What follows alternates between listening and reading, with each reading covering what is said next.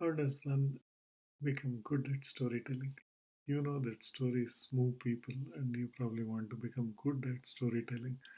I always say you start with becoming a good story observer.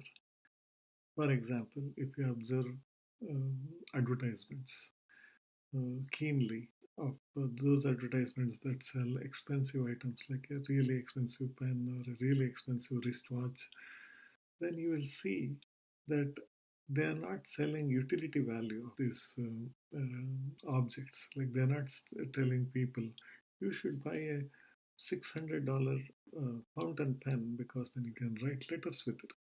So that will be silly. Or they won't say, you should buy this $100,000 watch because you can know time.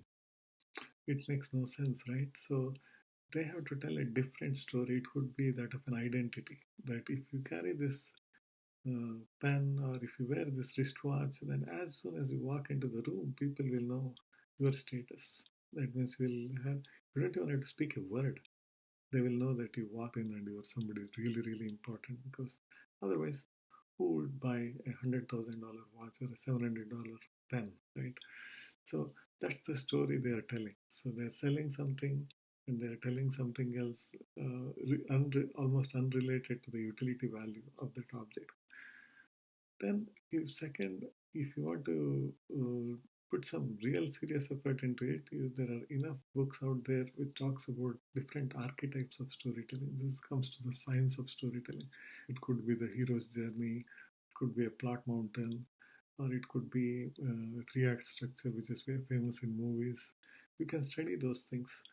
Third, you can also observe other people who you know are amazing storytellers, and you can go and ask them, what were you thinking? How did you construct this narrative? So you can learn from the experience. You can role model them.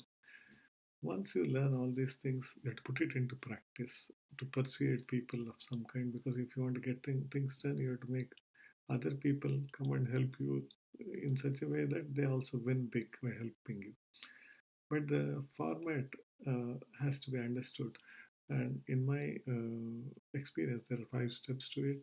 The first step is from Robert Collier, a great copywriter, who said you have to always enter the conversation that is already happening in their head. That means you should be able to get into their shoes and see the world from a vantage point where they are seeing the world, and you should make them feel that you know their world, and although you are not there, but you have empathy for them.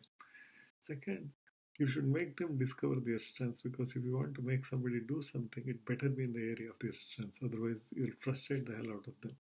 Third, you should acknowledge their weaknesses, because sometimes they don't do what they were supposed to do because they think they will fail because they have some weakness.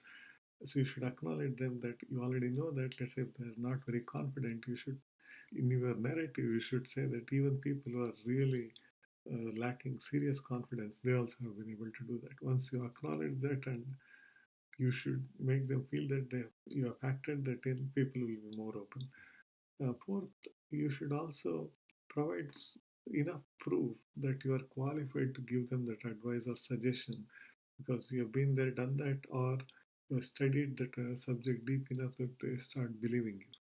And lastly, it has to be believable. It cannot be like something in the bubble, that in no way the chances of that happening are so low that it makes no sense for them to believe and act on it. So in their mind, they should go through a sequence of things, and this is what they want me to do: first step, second step, third step.